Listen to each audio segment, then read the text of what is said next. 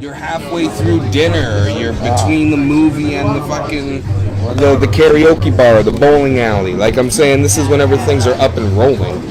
Like getting started, it's always got to be like a case by case thing. Like you got to know how you feel. Yeah.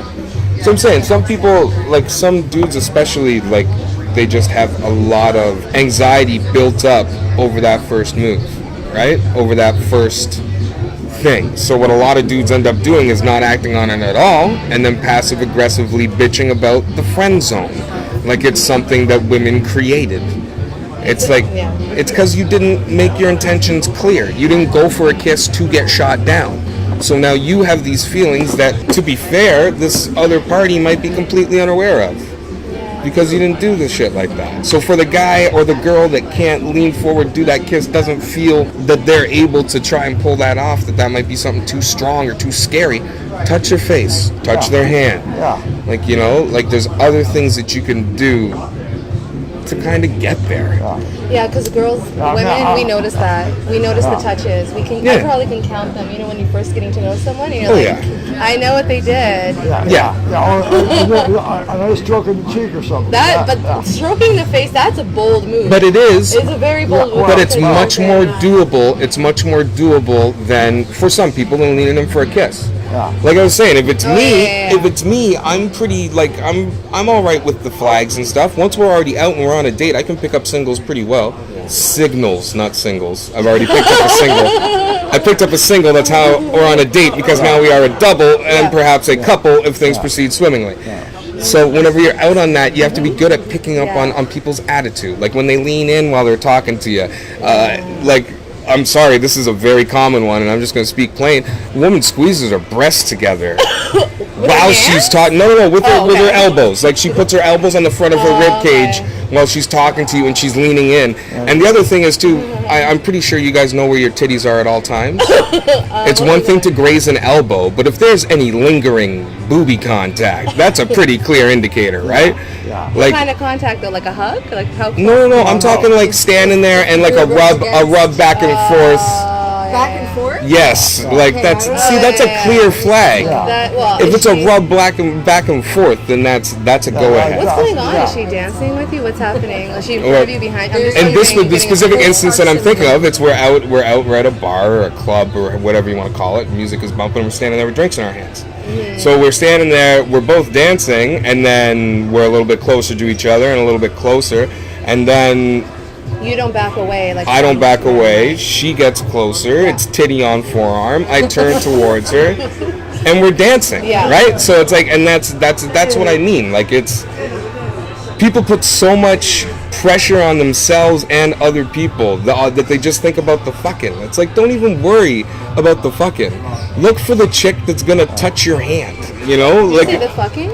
Yeah, don't worry about the fucking. No, it's all foreplay. But the most important thing to women is foreplay. We all talk about it. That's why I go for a 5 play, sometimes even 6. Like you got to make sure that you know what you're doing. 6 play? What is that? Oh, hey, see ya. That's where she gets off before you do. If you're a guy. Okay, that should be mandatory. The women always come first. The thing though, like it depends. Like I'm like. Always come first. Okay, so this is a part of the In Bed with Will Noye. Okay. Hello, I'm Will Noye. Be very direct to the young men, old men, everyone who's listening. What did you just say now? It's very simple. Like for myself, I can only speak for myself. Early on, I understood that a large part of what I enjoyed about sexuality was the pleasure in my partner. That is to say, to be completely plain, whenever I was fucking around, it was with a girl who had been pretty much one of my best friends. So I literally we played. So I played with a coochie for a good 3.5 months during the summer one year. And it's like, it was just to see what the responses were, like how this shit worked out, right? And if you're into your partner's pleasure, then it's easy. I think that's key if you're gonna pleasure her at all. You have to be interested in her pleasure. And the women know the men that aren't interested. We know. Yeah. So how do women deal with that? Like how do you get your own? Like that's what I'm wondering. I think the best way is being direct. There's nothing's being talked about. Yeah. Women need to speak. in the bedroom, outside of the bedroom, to say, listen, everyone needs to speak. Let's put it out on the table, on the bed. Yeah. You know what I mean? Well, it's just because for so long, like, women kind of had that other shit to deal with of the whole snap back against pagan practices. Like, for all of a sudden, for maybe 1,000 years, women are at times literally and most times on the low, like second-class citizens. Like, women's sexuality was controlled and commodified to the point where that's why the 60s was such a remarkable time, and people still talk about the summer of love. But you have things like that every 30 years. It's something that carries on and goes and repeats, right? So for women to get comfortable with their sexuality is something that, like, as dudes, we gotta encourage. And I love it. There's nothing better than having a woman tell me what she wants, because then I can do that. You know, like I'm saying, that's what makes me happy. Whatever's gonna get you off is great. Like, I'm a dude, all right? Friction plus time equals orgasm. Like, it's not hard to take care of me. But doesn't it turn you on to turn her on? Absolutely, 100%. It just makes it takes it from having a regular hard-on to one that can cut diamond. Like, it's just seriously, and it's amazing because, like, porno is just so wrong. There's so much of it today. So, like, if you're a young dude out there and you're thinking porno is how it goes, it's not the case. Okay, women are not pretty when they're enjoying themselves in bed. Okay, there's gonna be hair probably around you, probably around her. Like, it's not. Hair? Oh yeah, like if you like a woman with long hair who's actually in the throes of fashion. Like there's no controlling that shit. Get off my hair! That's why it's amazing when that's how I knew I was with a good girl whenever she just got the scrunchie right before we were about to start fucking. She's like, hang on 1 second, let me just do this shit up with some bobby pins, and we go. But it just seems like there's such a what's that? She said. I said I kind of enjoy my hair getting in the way. Of course, right? The same thing as me. It's great when he pulls it out of the way. See, that's the thing. Like, it's out of my face. It's all gravy, you know. Like I got a joke in my act where I talk about being a single dude, and I say some unkind things about what I look like. But the gist of it is that you have to be down for whatever particular fashion or fetish you come across, right? Like, you have to be in for it either way. So it's like somebody wants you to talk dirty, somebody wants you to pull hair, somebody wants you to slap a booty. Like, you do these things, you try them out, you have conversations. Have you ever been tied up? You're gonna ask me the have you ever's? Yes, I have been tied up. Yeah? Yes. Many times? Or a few times? Many, yeah, I'd say more than a few. Well, I'm what they traditionally would call a switch player. So I occupy both dominant and submissive roles, right? Like, it's fun being a dominant for me because then it's just all about pleasure for whoever's on the other end, right? Because in that way I'm just like, oh, I'm not even gonna worry about that. And you know, it's just ways to go. But yeah, I'm sure you have a list. So yes, I've been tied up. I don't have a list actually. I'm just gonna wing it. Okay. So yes, I've been tied up. I've also tied up, and yeah. So when you were tied up, what is it that you enjoyed about it? The same thing that anybody else does, which is just that lack of control, or the illusion of the lack of control, right? Just the idea where you just gotta kind of give in and be good with it, you know? It's trust. What do you mean by illusion of lack of control? Oh, because in these matters, the submissive, if it's done right, is always the one with the utmost of control. So how does that work? Explain to me, because I don't understand. Well, the submissive is the one with the power position. The submissive is the one who sets the limits. The submissive is the one who dictates what the play is. There's no power to the dom. The dom is a tool. Now that being said, if you don't have a good dom, the whole thing doesn't work. Exactly. It's like dom. Okay. Dom. Yeah, sexuality in general and any BDSM stuff in specific is just all about trust and openness, right? Like, hey, well, like when we're in the room and the collar's on, I'm gonna call you all kinds of shit. Like, I'm gonna go over whatever the hell it was that we discussed, and I'm gonna do it to the best of my ability because that's what you want. Yeah. Right? So it's like whenever it's my turn, we'll talk about what I want, and then we'll do it that way, you know? And that's why it's healthy, but at the same time it can be abused. And that's the danger of not having an open an open and guilt-free understanding of all types of sexuality is that you hide the ability, or you impair the ability for people to get help, for people to seek answers. You know, it's like, do you like think about it? Like, it's the sex education for adults is a very real and present need. Like, that's something I try to do a little bit stupidly. Yeah, well, it's like, I don't know. It just seems like there's a lot of things that a lot of people could benefit from having a much healthier sex life. Absolutely. Yeah. What does it really take For what? to be that? To be what? To be sexual. To Risk taker. risk taker. Risk taker. Well, I would never encourage people. I would never encourage people to indulge in risky behaviors. I wouldn't do that. It's not a risk. If you're with somebody that you trust. Well, here's the thing. I've the physical act of intimacy. There's a lot that goes along with that we can get rid of, and a lot that we should embrace further. So once you're in that position with a person, essentially it's you're both putting your life in each other's hands. If you're doing it right, there'll be a point where you are completely numb to the world and you can do whatever. You know what I mean? Like, if I come well, I don't hear for 3 days. You know, like it's just so. Where if you're fucking, there's that moment where you're completely vulnerable. You're completely defenseless. In all those regards. So if you choose a person to do that with, that should still qualify them for anything else. You know what I mean? To me, there's no difference between the vanilla and the more spicy. It's if we're fucking in missionary on a couch, or you've got me suspended with nipple clamps. To me, it's the same amount of trust. Have you done that? Yes.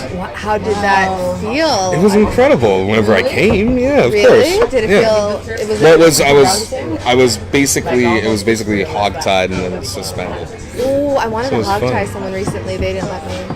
They didn't let you? I'm like, I don't even know if I know exactly what I'm Maybe you doing. wanted it too much. Well, no, if you don't I know, didn't want it too much. I just said it was a suggestion. again, you got to be really careful with that shit. Like, there's all kinds of ways that you can mess up. Right. Start with scarves. Just start with scarves. Start with wrists and ankles. You know, do that stuff. Buy some books. Like, you know, you'd be amazed what you can just get at Indigo. But just go and actually do some research into the topic. You know, it's just. My dream is that we all live in a world where there's no need to delete your browser history. That's my shit right there. Like, I don't see why people should feel shame for anything. Anything.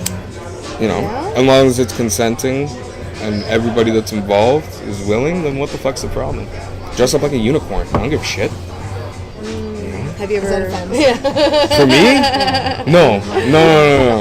Not for myself. No, unicorn sex. That'd be serious. That'd be some serious shit. You'd have those horns to hold on to. Don't hold on to. Come on, man. Wait a minute. Oh, how little imagination do you have? You know what? I didn't even think. What kind of podcast is this?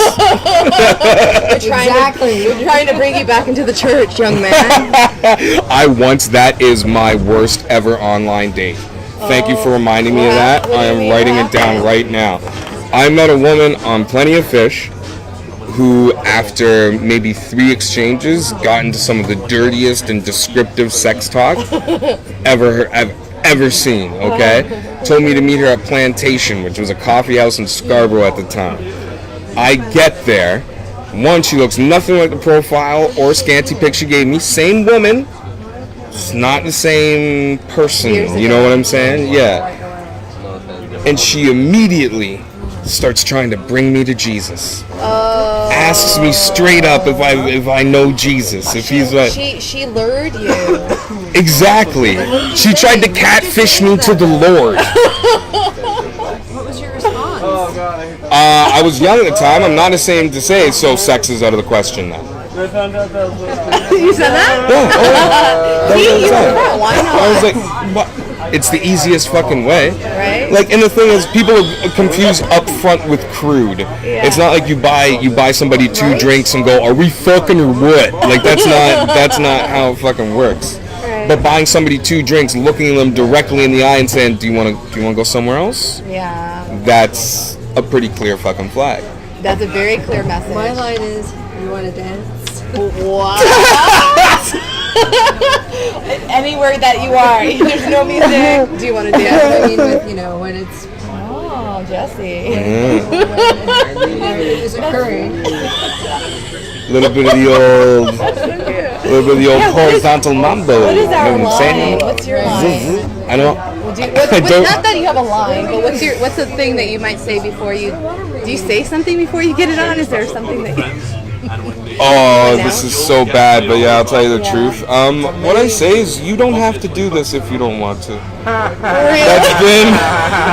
has been the last thing I've said before having sex since I was like 18 years old. Why do you have to say? You don't have to do this if you don't want to. But not in that way. Okay, maybe you reword it. I said, I'm still cool to just figure and make out, that kind of shit.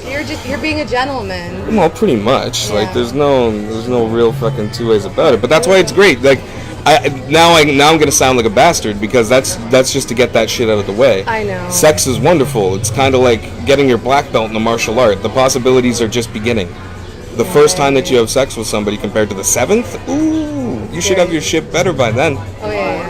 Like that's when sex can be fun. Yeah. Is there anything you want to try that you haven't? Anything that I want to try that I haven't. No, nothing that doesn't just involve pageantry. Like at this point, it's just about the variables of the situation rather than the physical act, I'd like to do it with synchronized fireworks to my orgasm. That'd be awesome. Ooh, on like a big floating raft. Sex on a raft. Sex, no, but like a. What is that really like though? Like, isn't it like? Don't you want to surface like a raft? I don't know. Whenever I say a raft, I don't know, like one of them floating docks. Ever see those things where it's like they're out in the river and you can just dive off them shits? Have it well lit. Pageantry. My family could be there. No, I don't know, man. It's just It's not. The's no list anymore. There's no. How old are you? Oh. Are you can't. Will you say never it? ask a lady that. How old are you? 40. I'm 30. I was born in 1980. I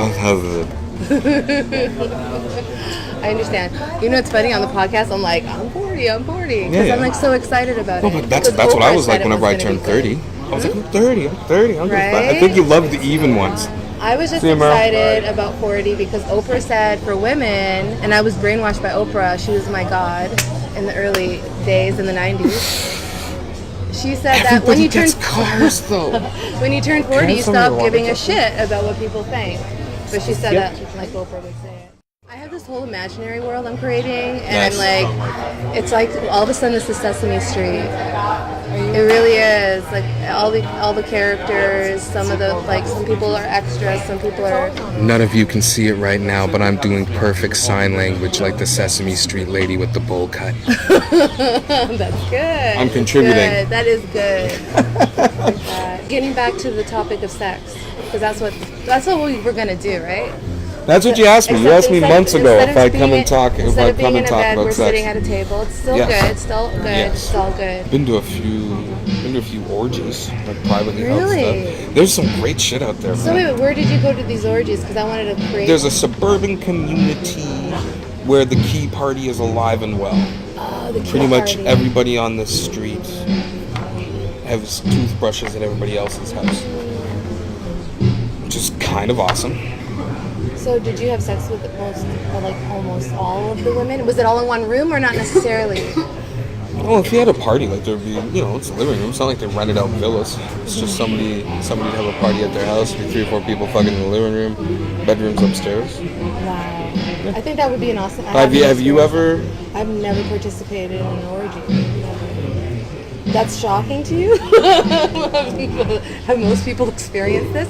I really don't know. I was assuming that they had. Really? Well, see, the thing is that I'm delayed in my sexual experiences. Okay. So I'm kind of just blossoming now. I see. Yay. Oh, what's your editor's name? Joseph. Hey, Joseph, please make me look good. Okay, carrying on.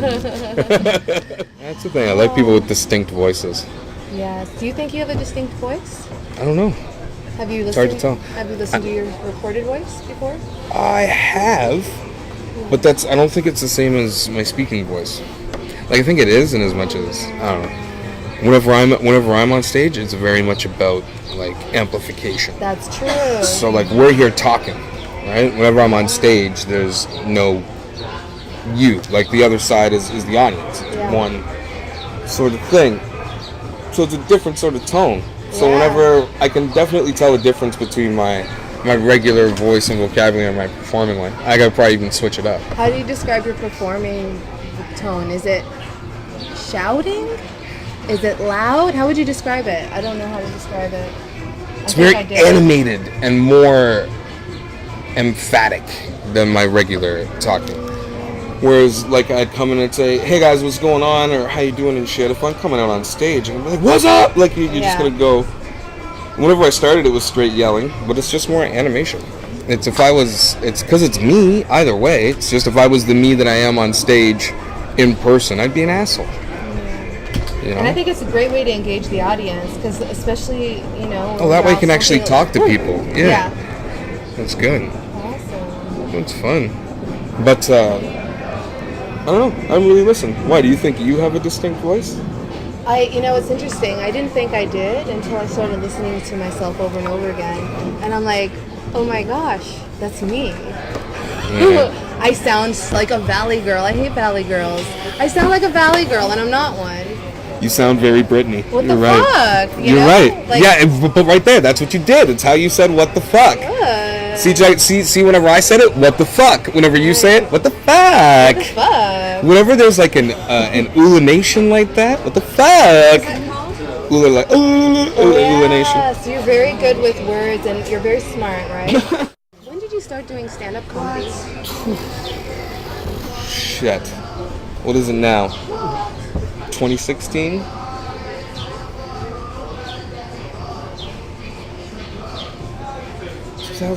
Oh man, 2010, I think, was my first like ever set. But I didn't really start performing on the regular until 2013. What got you on the stage? Is that what they call it? What got you on the stage? Honestly, I went... Shit, how honest do I be here? Be honest. Are we supposed to be entertaining though? No. I mean, sometimes honesty is entertaining. It is. That is true. It's rare sometimes. So I had various addictions that part of which getting clean off of was spending money that I felt like spending on other shit. I'd spend it on comic books, because if I had it I would have went and copped, but instead I got some comic books. The other thing I did was once a week I would go to a comedy show with two friends of mine that never fucked with this other substance. Some of the only friends I had left. That'd be my night out. It was at a pot bar. I'd smoke weed and I'd watch comedy. So I went there every Thursday, like regular, for like a year and a half. And to be totally honest, seen enough dudes eat dick that I felt like I could ask for a spot. And I was very nervous and I was very humble about it. But the doorman had seen me there every week. He put a word in with the host lady. He told me that I had to ask her. Jillian Thomas was her name. She was fucking dope at that time. Yeah. They asked me how I started stand-up. The voice you hear off to the side is somebody who was here and at various times working for said pot lounge. Yeah. He's been in a few podcasts. During what we're so I just keep popping up. that was it. He does keep up on it. That's who he is. I got to do my first set like a month and a half after that, and then she booked me every 2 months, and then a little bit more often, and started doing comedy other places. Were you nervous when you got up on stage at first? No, like to the moment, like I'm still the same now. I'll be nervous until like moments before. It's about like just, wanting to deliver. Like regardless. It's not like I'm not pompous enough that I don't care how people take what I say. Like, yeah, ultimately the only person I have to answer to is myself, because I'm the one putting my name on it and saying the things. But fuck, I'd like people to have a good time. Like, that is kind of what the point is. Mm-hmm. So even though I might feel passionately about a subject, it doesn't mean that I can shout about it for 5 minutes with no fucking jokes. Yeah. So the nerves comes from that, which is like, I hope it works for them. I hope they like it. I hope people enjoy it. And then it's just gone while I'm up there. I do remember the first time after it went better than it could have. And I literally bursted out the front of the place and did 2 laps. Like ran in a circle. Just so much so. Still to this day, after a good set, my hands will shake and stuff, just because it's an adrenaline jump. The only other time I felt like that is after really good fucking or wanting to punch somebody. Wow. Yeah. Those are on the same page. Well, in terms of the output of the body, yeah. I can imagine. So it excites you to excite women. Yeah, of course. Wow, That makes sense, right? Y'all make the best noises in the world, Everybody has that. even when they're the scary True. ones. You see, Have you ever been in I'm rather in stoned. a video? I have, in fact, I've performed in 2 amateur pornography videos. Ooh. Awesome. What was that like? What was it like? It was just fucking around. It was just home handycam shit, right? One of them, I'm still frightened to this day. It's the only VHS I never got back. But I'm really young, so if anybody has it, they're in possession of child porn. But the highlights feature naked except for a top hat, Will Noye singing "Please Don't Go Girl" from the New Kids on the Block. Oh yeah. Oh my god, that's amazing. Yeah. Oh, high as shit. Yeah, shit. If you ever want to hear me talk about fucking a whole lot, come see a show. Yeah. God damn. Yeah. I like you're very demonstrative when you're talking about the female ejaculation process. Yeah. If you want to learn how to make a girl squirt, $5, Hotbox Cafe.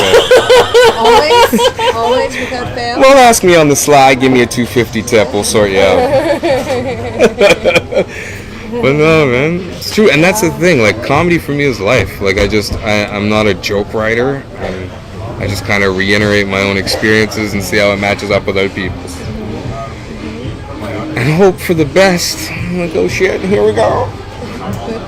I'm gonna try new stuff tonight. I don't know. I'm going out to Brampton, but I'm gonna try at least 2 or 3 new jokes.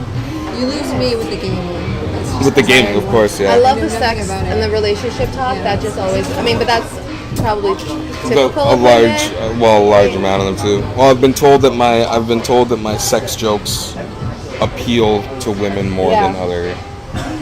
I don't know. It's just the joke's not about me being awesome. Most of my jokes are about me feeling like I've fucked up. Like, what do I do in this situation? I'm the butt of the joke. It's never the other way around. I don't talk about how awesome my dick is. I talk about how inadequate the dude attached to it is. It's pretty simple that way. I don't know, man. It's easy. Like, I just try to think about it. Or it's like, you know, if I'm up there for 10 minutes, 4 minutes of it is dick jokes. I sure as fuck better have some cooter talk in there by the time I'm done.